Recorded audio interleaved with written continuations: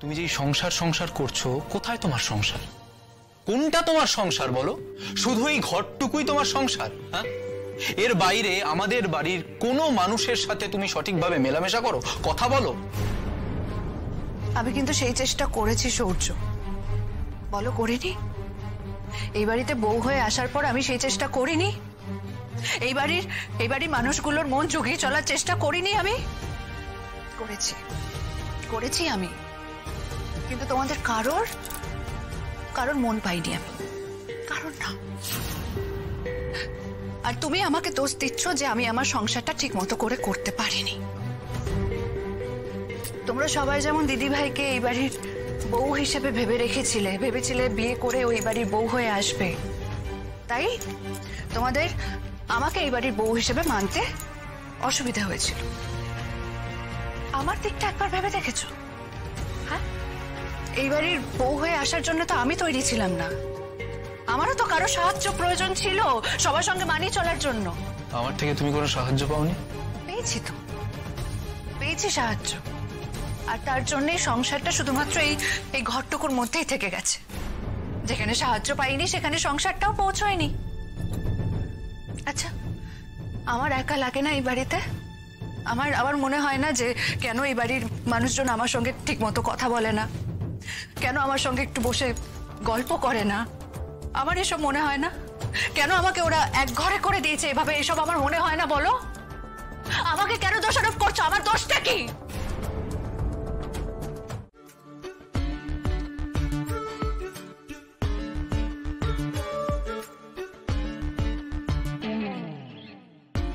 আমাকে ডাকলেন? হ্যাঁ, তোমাকেই তো। রাই বলে এখানে অনেকে আছে নাকি?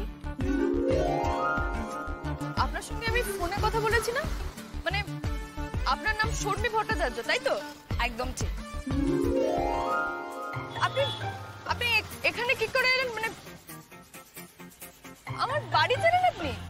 চিনতাম না, কিন্তু চিনে গেলাম। তোমার বৌদি বোধ হয়, ওনাকে জিজ্ঞেস করলাম, উনি বললেন তুমি মোটামুটি কটা নাগাদ বেরোবে, তাই অপেক্ষা করছিলাম। আপনার মতলবটা কি বলুন তো? তোমাকে আমার খুব দরকার। সেটা তো আপনি ফোনেও বললেন আমাকে, কিন্তু কি দরকার সেটাই তো বলছেন না। সেটা এরম রাস্তায় দাঁড়িয়ে বলা সম্ভব নাকি? আমরা বরং কোথাও একটা বসে গুছিয়ে আরামসে কথা বলি। আচ্ছা, তুমি কতক্ষণ বিজি গো? তুমি কি নতুন চাকরি জয়েন করে গেছো, তাই খুঁজছো? আপনি পরিষ্কার করে বলুন তো আপনার পরিচয়টা কি? আপনি কে? আমার ব্যাপারে এত কিছু কি করে জানলেন আপনি? নামটা তো বললাম, বাকিটা সুস্থিরে বলতে চাই। দেখুন, আমার কিন্তু আপনার সঙ্গে কোনো দরকার নেই, আর আমার মনে হয় না শুধু আপনার তরফ থেকে কিছু শুনে কোনো লাভ হবে বলে। প্লিজ রাই, তুমি আমাকে এরম ভাবে ফিরিয়ে দিও না। আমাকে মাত্র 15 মিনিট সময় দাও, আমাকে আমার কথাটা বলতে দাও প্লিজ রাই।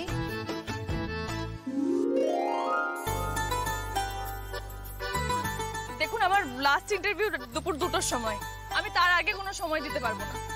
ডান, আমরা না 3টে নাগাদ ওই যে তোমার পাড়ার রাস্তায় যে ওই নতুন ক্যাফেটা হয়েছে না, ওখানে বসি। তোমারও খিদে পাবে, আমারও খিদে পাবে, খেয়ে আরামসে কথা বলবো। তুমি আসবে তো? আসবো। আমি তো বলেই দিয়েছি আমি যাব না। হ্যাঁ, সেটা তো আমি জানি, কিন্তু অভদ্র এবং রূঢ়ভাবে বলেছ সেটাও দেখেছি। আমার কোনোদিনও ভদ্র বলে কোনো সুখ্যাতি নেই, আর সেটা হওয়ার পেছনে আমি ছুটিও না। আসলে তো ভদ্রলোক দেখিনি যে জীবনে, যে ভদ্র হওয়ার বাসনা আমার ঘুচে গেছে। তোরা কিন্তু তার ফুলদাদাকে ভীষণ ভালোবাসে। ওর এনগেজমেন্টে তুমি না গেলে ওর খারাপ লাগবে। ওর মুখ চেয়ে অন্তত কিছুক্ষণের জন্য হলেও যেও। আমি তো পিসিদের বলে দিলাম আমি ব্যস্ত থাকবো। তুমি বললে যে তুমি ভদ্র হতে চাও না। মানলাম আমাকে দেখে তোমার ভদ্র হওয়ার বাসনাটা আর নেই, কিন্তু অভদ্রতারও একটা শর্ত আছে জানো তো, সততা। আমি রূঢ়ভাবে নানা কথা নানা জনের মুখের উপর বলে দিতে পারি, যেটা আমি সত্যি বলে মনে করছি। আমি যদি মনে করি যে তোরার এনগেজমেন্টে আমি যাব না, তাহলে আমি পরিষ্কার করে বলে দেবো যে বাবা যেহেতু যাচ্ছে সেহেতু আমি যাব না। আমি ব্যস্ত আছি এই মিথ্যের আশ্রয় নেওয়ার তো কোনো মানে হয় না। তার তো একটা সৎ সাহস থাকা দরকার সত্যি কথাটা বলবার। যাই হোক,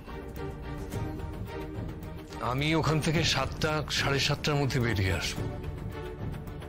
কাজেই ভেবে দেখো তারপর তুমি যাবে কিনা। মিথ্যের আড়ালে লুকোবে না, মনের কথাটা ভাববে।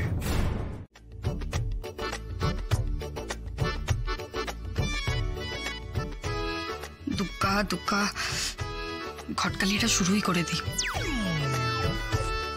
শোনো, কিছু বলার আগে কিন্তু তোমাকে একটা প্রমিস করতে হবে। তুমি আমার কথা ইনকমপ্লিট রেখে উঠে চলে যাবে না, আর রেগেও যাবে না। সর্বনাশ, এই দুটো প্রমিস আমাকে করতে হবে কেন? কথাটা কি ওই অবধি গড়াতে পারে নাকি? এবার কিন্তু আমার ভয় করছে। ভয় পাওয়ার কিছু নেই, কিন্তু হতেই পারে যে তোমার কোনো অপ্রিয় প্রসঙ্গ উঠে চলে আসতে পারে। তাই আগের থেকে একটা ছোট্ট প্রমিস করেই রাখতে চাইছি। তাহলে আমাকে আগে শুনতে হবে, মানে প্রমিস করার আগে আমি শুনতে চাই তুমি কি প্রসঙ্গে বলতে চাইছো। আচ্ছা, আগে বলে দিই, আমি তোমার ঠিকানা আর ফোন নাম্বার সব তোমার আগের অফিস থেকে পেয়েছি। আগের অফিস থেকে? কেন, তুমি মিস্টার সেনের অ্যাডভার্টাইজিং এজেন্সিতে চাকরি করতে না? আমার মনের মধ্যে ভেবে বাসা করে নিলে, যদি এভাবেই চলে যাও তুমি। এতবার ক্ষমা চাওয়ার পরও কি আমাকে ক্ষমা করা গেল না? কেন এত অভিমান তোমার?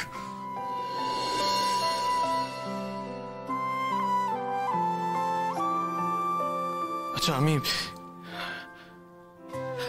আমি যদি তোমার কাছে আরো একবার যাই,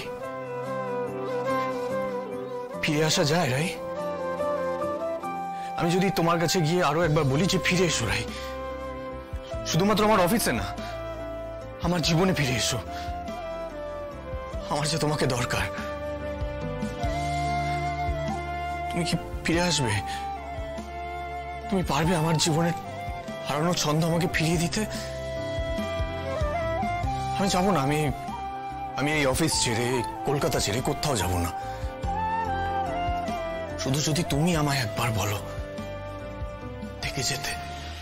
যে মানুষটা ওষুধই খায় না, সে রাত্রিবেলা ঘুমের ওষুধ খেয়ে শুতে যাচ্ছে, আর তাও ঘুমোচ্ছে কিনা আমি তো জানি না। তুমি কি এইসবের জন্য আমাকে দায়ী করতে চাও? আমার কপালটাই বোধহয় এরকম। পৃথিবীর যে প্রান্তে যা কিছু হয়ে যাক না কেন, সব দোষ রায়ের। রায়ই দায়ী।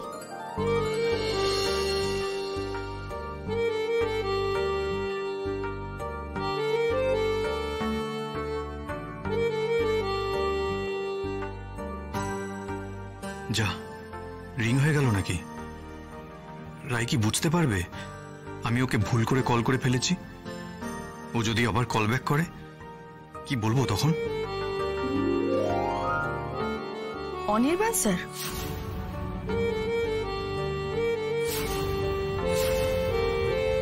তোমার দাদা, তুমি কি এরপরও বলবে যে তোমার দাদা আর তুমি প্ল্যান করে এই বিষয়টা ঘটাওনি? তোমার দাদা এখানে তোমাকে পাঠায়নি? যা বাবা, কুট্টিদা আবার তোমাকে ফোন করছে কেন? না না, সিরিয়াসলি আমি ওকে কিছু বলিনি। কুট্টিদা কিচ্ছু জানে না। বেশ বেশ, তাহলে আমি ওনাকে কল ব্যাক করি। কল ব্যাক করে ওনার কাছ থেকে না হয় সত্যিটা জেনে নি। Please please Rai, please please এরকম করো না। কুট্টিদা যদি জানতে পারে আমি এখানে এসেছি, তাহলে হয়তো আজকেই মুম্বাই চলে যাবে। এমনিতে অফিসে 1 মাসের নোটিশ দিয়েছে। তুমি বলতে পারো আমি নিরুপায় হয়ে তোমার কাছে এসেছি। রাই, প্লিজ রাই, একবার বোঝার চেষ্টা করো। অদ্ভুত অদ্ভুত, আমি বুঝতেই পারছি না কিছু। উনি নাকি অপরাধ বোধে ভুগছেন, সেটা আমাকে ঠিক করতে হবে। উনি স্বাভাবিক জীবন থেকে সরে গেছেন, সেটা নাকি আমার দোষ, আমাকে ঠিক করতে হবে। উনি কলকাতা থেকে চলে যাচ্ছেন, সেটা আমার দোষ। উনি কলকাতার অফিস বন্ধ করে দিচ্ছেন, সেটা আমার দোষ। কি ভাবে এটা কি সবাই আমাকে? আমি কিছু বলি না বলে কি যে যা খুশি বলে যাবে নাকি? আর আমি বা কেমন? কি দরকার ছিল আমার ওই মেয়েটার সঙ্গে দেখা করতে যাওয়ার? কোনো দরকার ছিল না। অফিসের বাকি এমপ্লয়ীদের দায়িত্ব আমি কেন নিতে যাব? আমার তো নেওয়ার কোনো কথা নয়। আমি তো এই চাকরিটাই ছেড়ে দিয়েছি।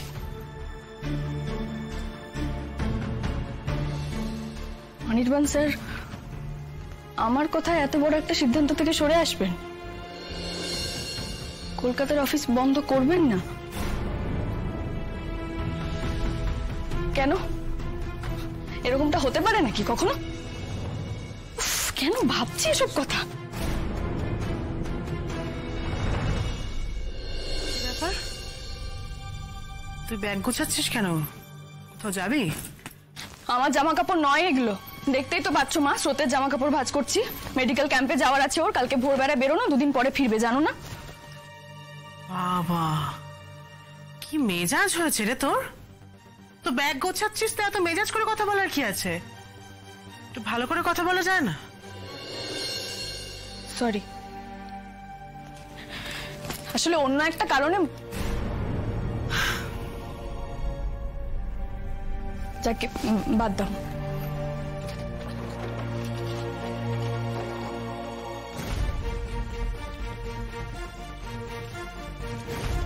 মা, এনো এই টাকাটা রেখে দাও। এটা কিসের টাকা? আমার আগের অফিসের টাকাটা দিয়ে দিয়েছে। ও যাক বাবা,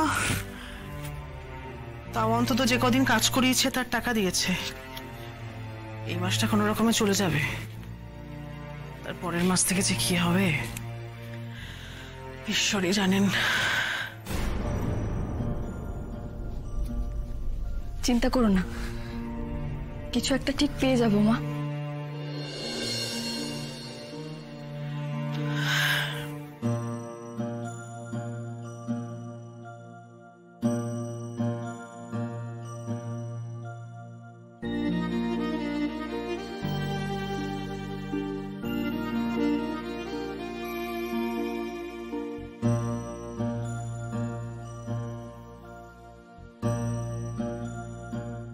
এসে আমাকে এটা বলতে পারো যে তোমার দাদা ভাই নাকি আমার কারণে বিভাগী হয়ে যাচ্ছে, সেটা ঠিক। কিন্তু আমি যদি ওনাকে ফোন করে বলি যে ওনার কোনো কিছুর সঙ্গে আমাকে লিংক না করতে, সেটা ভুল। উফ না, তুমি যেইভাবে কথাটা বলেছো সেইটা ভুল রাই। তুমি মানো আর নাই মানো, কিন্তু তুমি যদি এই কথাগুলি সামনাসামনি এসে বলতে তাহলে এমনটা হতো না। কেন? সামনাসামনি বললে কি আমি আলাদা কিছু বলতাম নাকি? যেটা বলেছিলাম সেটাই তো বলতাম। হ্যাঁ, কিন্তু সেখানে কুট্টি দাও তো কিছু বলতে পারতো। তোমাদের তোমাদের মুখোমুখি হওয়া দরকার রাই।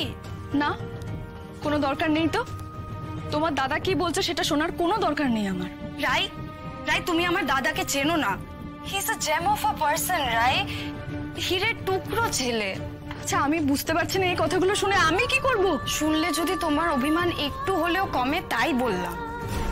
মানছি মানছি ও তোমার সাথে একটা অন্যায় করে ফেলেছে, কিন্তু কিন্তু সেটার জন্য ও নিজেকে মাফ করতে পারছে না, আর তুমিও মাফ করছো না। আর এই যে তুমি ওকে মাফ করছো না, সেটা ওকে তাড়িয়ে বেড়াচ্ছে। ও ভুলের ওপর ভুল করে বেড়াচ্ছে। এরপর কি বাড়িতে লক্ষ্মী পুজো, শনিবারের পুজো ইত্যাদি আছে বলে ছুটি কাটাবে? পাড়ার ফাংশনে নাচবে বলে পড়াশোনা লাটে তুলে দেবে? স্যার স্যার স্যার একটা কথা বলবো? না, তোমার কোনো বকবকানি শুনতে আমি ইন্টারেস্টেড নই। হ্যাঁ, সেই আপনি বকবকানি শুনতে ইন্টারেস্টেড নন, শুধু বকতে ইন্টারেস্টেড। মানে এই যে আপনি সকলকে সবসময় বকেই যান, আমার ভাগে সেটা একটু বেশি পড়ে। এই যা আঙ্কেলের ভাগেও তো বকুনি পড়ে। এইসব বলেছে বুঝি আঙ্কেল তোমাকে? নালিশ করেছেন? এ তুমি? সে আমি জানি না, তবে বললাম তো উনি আমাকে অনেক কথাই বলেছেন। স্যার, আপনি সবসময় এভাবে রেগে থাকেন কেন? আপনি বোঝেন না এতে চারিপাশের লোক, মানে যারা আপনাকে ভালোবাসে, তাদের খারাপ লাগে, তারা কষ্ট পায় আপনার এই সীমাহীন রেগে থাকা কথাগুলো শুনে। সেটা আপনি কেন বোঝেন না স্যার? আশ্চর্য, বাবাকে তোমায় এত কথা কে বলতে বলেছে? কেউ কিছু বলেনি স্যার, কেউ না। স্যার আপনি বুঝতে পারেন না? স্যার আঙ্কেল নিজের মনের কষ্টটা চেপে রাখতে পারছেন না, শেয়ার করে ফেলছেন। আপনি যে ছোটবেলা থেকে আঙ্কেলকে একটা ভিলেন করে রেখেছেন, তাতে আঙ্কেল কতটা কষ্ট পাচ্ছে সেটা আপনি বোঝেন না স্যার, সেটা বোঝার ক্ষমতা আপনার নেই। শাট আপ স্রোত, একদম বাড়াবাড়ি করবে না। এটা আমার আর আমার বাবার পার্সোনাল ব্যাপার। সে আমি তো চুপ করে যেতেই পারি, সেটা কি আপনার কোনো ভালো করবে স্যার? স্যার আপনার বাবার তো বয়স হয়েছে, এই বয়সে প্রত্যেকটা মানুষ নিজের সন্তানের কাছ থেকে অন্যরকম একটা ভালোবাসা চায়, একটা ভরসা চায়। আন্টি চলে যাওয়ার পর থেকে তো আঙ্কেলের জীবনটা একটা মরুভূমি হয়ে গেছে।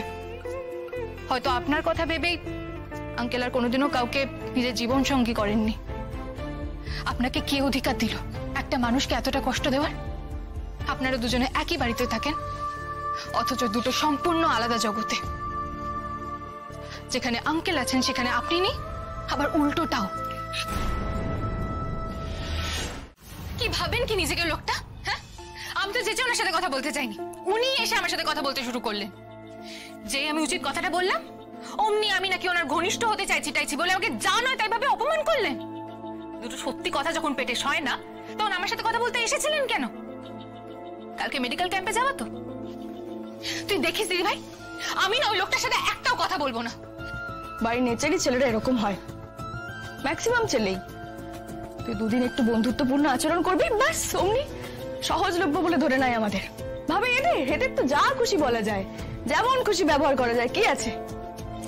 কিন্তু যখন পুরো দুনিয়ার সামনে চোখে আঙুল দিয়ে তুই অন্যায়টা দেখিয়ে দিবি, তখন আবার নিজের ভুলটা বুঝতে পারবে। ইস, সত্যি আমার বিরাট বড় ভুল হয়ে গেছে, আমি সরি বলে দিচ্ছি, ব্যাস হয়ে গেল, মিটে গেল। সরি বলে দিলেই তো 7 খুন মাফ হয়ে যায়, তাই না? আবার যদি তুই মাফ না করিস তাহলে এমন কিছু করতে থাকবে যেন পুরো দুনিয়া ওই মেয়েটার দিকেই দোষী বলে আঙুল তুলবে। মেয়েদের অবস্থায় শাকের করাতের মতো, যেতেও কাটবে আসতেও কাটবে। তুই ভাব দিদি ভাই, ওই লোকটার বাবা যে মনে মনে কষ্ট পাচ্ছে আমি একদিন দেখেই বুঝে গেলাম, আর উনি এত বছরেও দেখতে পেলেন না, বা দেখতে চাইলেনই না। দেখতে পায় না, ওরা দেখতে পায় না। ওদের জন্য যে অন্য কেউ কষ্ট পায় সেটা দেখতে পায় না ওরা। ঠিক বলেছিস, আমি জানি বাড়িতে গিয়ে উনি আঙ্কেলকে জানায় তাই বলছেন, আর মনে মনে আমাকেই দোষছেন।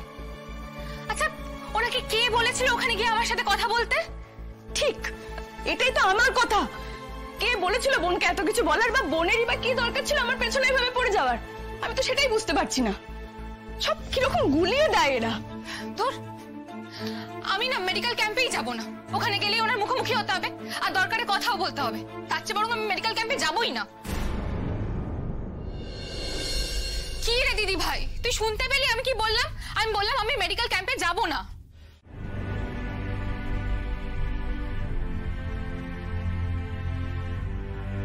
ইয়েস,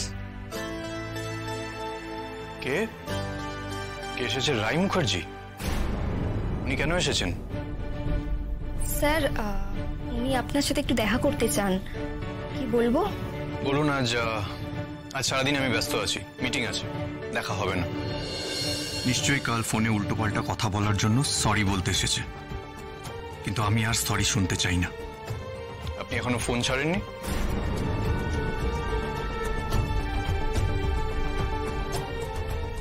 স্যার, বলছিলাম কি, আপনার তো প্রথম মিটিং দুটোই। আসলে আমি বলে ফেলেছি আপনি সকালের দিকটা ফাঁকা আছেন। আপনাকে এসব কথা কে বলতে বলেছে? আপনি আমাকে না জিজ্ঞেস করে এই কথাগুলো কেন বলতে গেলেন ওনাকে? আপনি বলুন যে আমি ব্যস্ত আছি, দেখা হবে না। বলুন যে আমি একটা কনফারেন্স কলে আছি, মিটিং আছে আমার, গেস্টরা আসবে। আর যাই হোক, কিছু একটা বলে ম্যানেজ করুন না। একজনকে কিভাবে অ্যাভয়েড করতে হবে সেটা আমি আপনাকে শিখিয়ে দেবো। স্যার, উনি বলছেন বেশিক্ষণ লাগবে না, আপনি একবার দেখা করেই নিন না। 1 সেকেন্ড, কি ব্যাপার বলুন তো? না না, আপনি ওনার হয়ে কথা বলছেন কেন? উনি কি আপনাকে উস্কাচ্ছে? আপনি ইউনিয়নবাজি করতে এসেছেন? আমার অফিসে এসব কোনোদিনও হয়নি, আর যতদিন আছে সেসব হবেও না।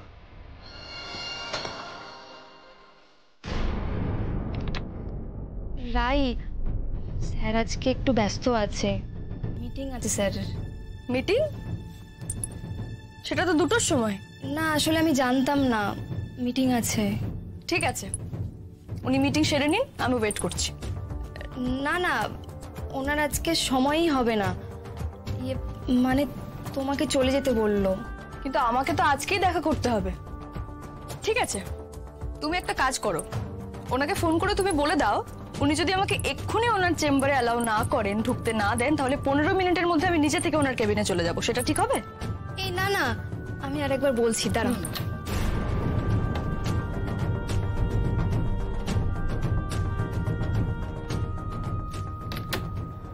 সরি রাই, স্যারের সাথে আজ দেখা করার কোনো চান্স। চা, কফি, ঠান্ডা কিছু? না থ্যাংক ইউ, আমি আমার কথাটা বলেই চলে যাব। বেশ, বলুন। অফিসটা কেন বন্ধ করে দিচ্ছেন? আপনার মনে হয় আপনি এই প্রশ্নগুলো আমাকে করতে পারেন? আপনি তো এখন এই অফিসের এমপ্লয়ি নন, সুতরাং এই উত্তরটা জানার আপনার কোনো অধিকার নেই মিস মুখার্জি। আপনার বোন যে অধিকারে এই প্রসঙ্গটা আমার কাছে তুলেছিলেন সেটা কনসিডার করলে হ্যাঁ আমি করতে পারি। ওয়েল, শর্মি আপনাকে কি বলেছে আমি জানি না, কিন্তু আপনার সঙ্গে আমার এই ডিসিশনের কোনো সম্পর্ক নেই। সেটা মেনে নিলাম। তা সত্ত্বেও আপনি কোম্পানির এতগুলো মানুষকে কেন অনিশ্চয়তার মধ্যে দাঁড় করাচ্ছেন কারণটা জানতে পারি কি? দেখুন, আমি আমার সাধ্যমতো চেষ্টা করছি। যারা মুম্বাইতে শিফট করতে চায় তারা চলে আসতেই পারে, সবাইকে আমাদের কোম্পানি কাজে নিয়ে নেবে। যারা মুম্বাই যেতে পারবে তাদেরকে নেবে। সেক্ষেত্রে রিসেপশনে সুনিত্রা দি, তার কি হবে? সে তো যেতে পারবে না। কেন? কারণ তার ছেলে এখানকার স্কুলে পড়ে। আপনি কি এবার এমপ্লয়ীদের সাথে সাথে তাদের ছেলে মেয়েদেরও দায়িত্ব নিয়ে নেবেন নাকি? মিস মুখার্জি, আমি বলেছি কোম্পানির পক্ষে যতটা সম্ভব আমরা ততটা কম্পেনসেট করব, যেটা সম্ভব নয় সেটা। ওরা যখন জয়েন করেছিল তখন কি আপনি এটা লিখে দিয়েছিলেন যে আপনার নিজের মন মর্জি মতো আপনি যখন খুশি অফিসের পাত্তারি গুটিয়ে অফিস উঠিয়ে দিতে পারেন? আশ্চর্য! আপনি কি কোনো ইউনিয়ন লিডার হিসেবে আমার সাথে কথা বলতে এসেছেন? একেবারেই না। তাহলে আপনি কে?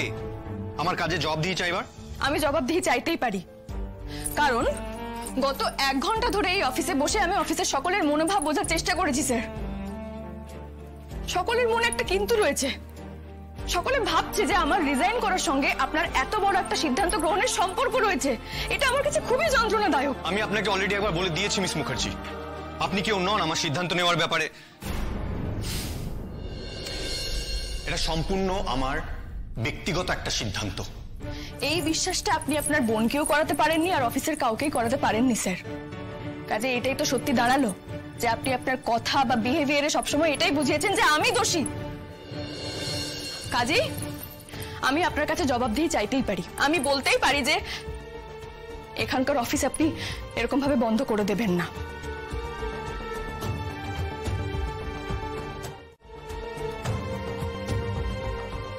প্লিজ। আমি আপনার কথাটা শুনবো কেন?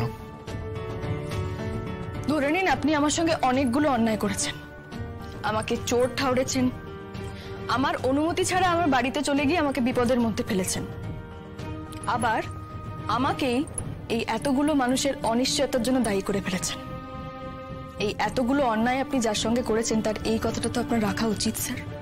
প্লিজ মিস মুখার্জি, আপনি আমাকে কোনটা উচিত কোনটা অনুচিত এটা শেখাতে আসবেন না। এই কোম্পানি আমি নিজের হাতে গড়ে তুলেছি, প্রত্যেকটা এমপ্লয়িকে আমি নিজে হায়ার করেছি।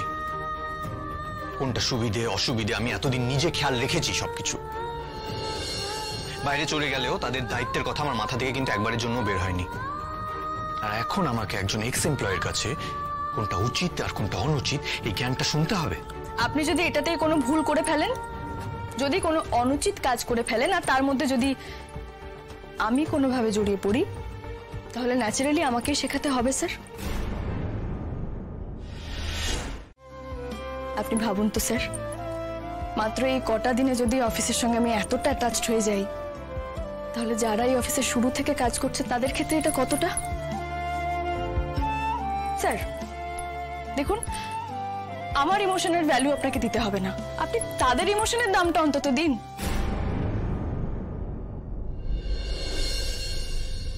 আমি ব্যবসা করি মিস মুখার্জি, ইমোশনের কারবারই আমি নই। এটা আপনি বানিয়ে বলছেন স্যার। আপনি যদি সত্যি ইমোশনাল না হতেন তাহলে সেদিন রেস্তোরাঁ থেকে পাঠানো খাবার দেখে আপনি অতটা রিয়্যাক্ট করতেন না। এনিওয়ে, আজ আমার জীবনের বিশেষ একটা দিন। আমি কখনো কারোর কাছে মুখ ফুটে কিছু চাইনি, আজ প্রথমবার চাইলাম আপনার কাছে। এই সামান্য উপহারটুকু যদি আপনি আমায় দিতে পারেন, এখানকার অফিসটা এইভাবে বন্ধ করে দেবেন না স্যার। আপনার এতটা সময় দেওয়ার জন্য থ্যাংক ইউ, আর সরি আপনার এতটা সময় আমি নষ্ট করলাম বলে।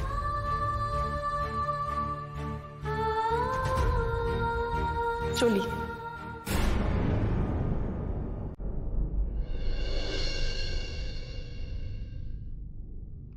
বিশেষ দিন মানে?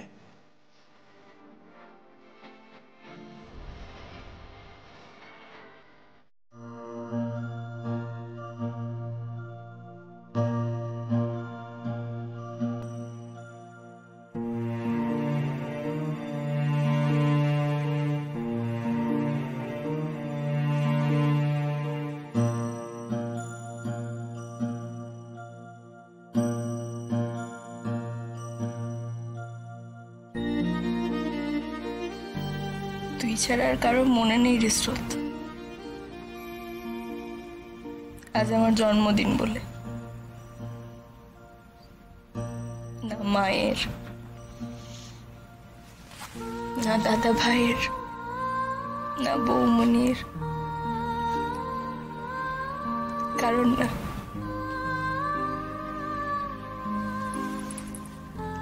বাবা,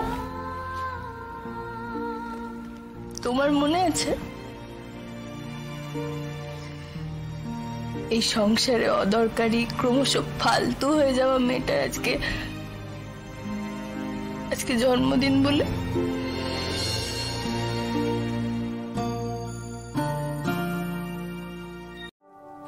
আচ্ছা রাই, তুমি সৌর্যকে ভুলতে পারছো না? না কি বলছো বৌমনি? ও আমার বোনের বর। ছি ছি ছি, আমি ওর কথা ভাবতেও চাই না, আমার মাথাতেও আসে না কখনো।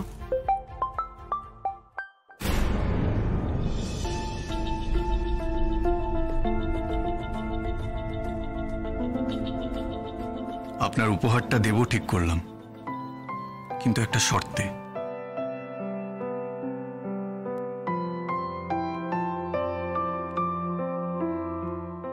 থ্যাংক ইউ স্যার কথা রাখার জন্য। কি রকম শর্ত?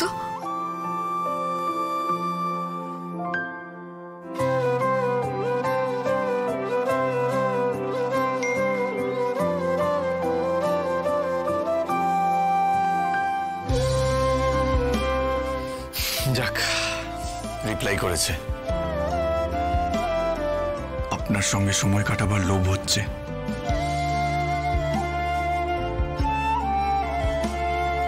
এটা বাড়াবাড়ি হয়ে যাবে।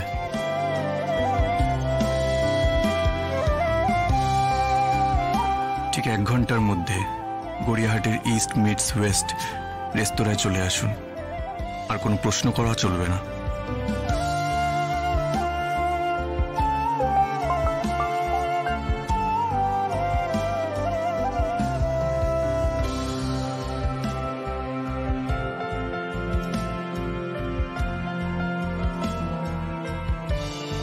বেশ,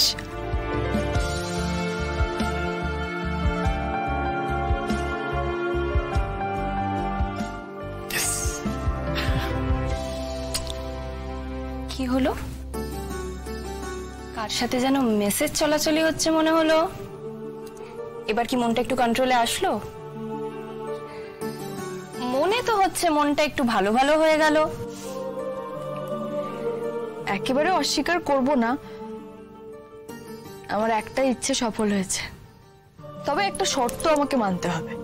শর্ত? কার শর্ত? কি শর্ত? আমি নিজেই সেসব জানি না। যাকগে, পরে বলবো সেসব কথা। তুমি আগে দুটো আঙুলের মধ্যে একটা আঙুল ধরো তো। এইটা। তার মানে আমাকে এখন বেরোতে হবে। হ্যাঁ, সে কি কাণ্ড! এখন বেরোবে? তাহলে ফিরবে কখন? ও, আমি ঠিক ফিরে আসবো বৌমনি, চিন্তা করো না, বিবাগী হব না।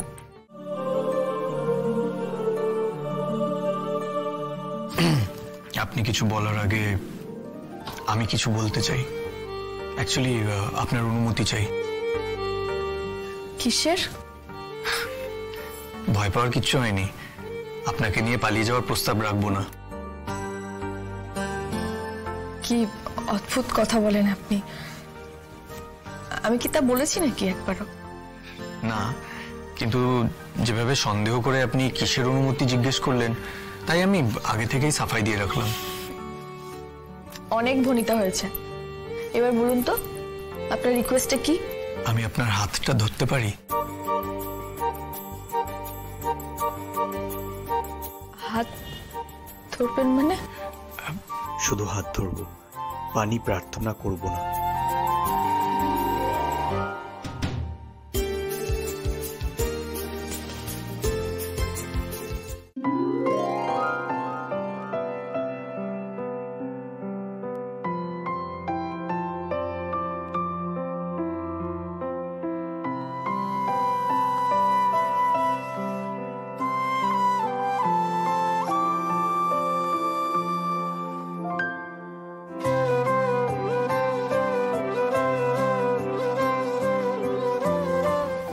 আশাটা আমি আমাকে ক্ষমা করে দেওয়ার ইঙ্গিত হিসেবে নিয়েছি। আমাকে ক্ষমা করে দেওয়ার জন্য অনেক অনেক ধন্যবাদ। Thank you so much. You saved me. আপনি না বড্ড অস্বস্তিতে ফেলে দেন। ভুলে যাবেন না কিন্তু, আমি কিন্তু এখানে শুধুমাত্র আমার উপহারটুকুর লোভেই এসেছি। সে কি শুধু উপহারের লোভে এসেছেন? মানে আপনি আমাকে ক্ষমা করেননি? ভাবিনি, মানে আপনাকে ক্ষমা করবো কিনা আমি এখনো পর্যন্ত ভাবিনি। এতটা কঠিন আপনি? এমন তো ভাবিনি। এই যে হৃদয়ে তীক্ষ্ণ শেল হানলেন ম্যাডাম। আপনি খুব মন দিয়ে সাহিত্য পড়েন তাই না? যদি তাই ধরেন তাহলে তাই। আমি একটু কঠিন মনের মানুষ। যাকে তাহলে এবার কাজের কথায় ফেরা যাক। আপনি সত্যি বলছেন তো? আমার অনুরোধটা আপনি রাখবেন তো? কলকাতার অফিসটা আপনি বন্ধ করে দিচ্ছেন না তো?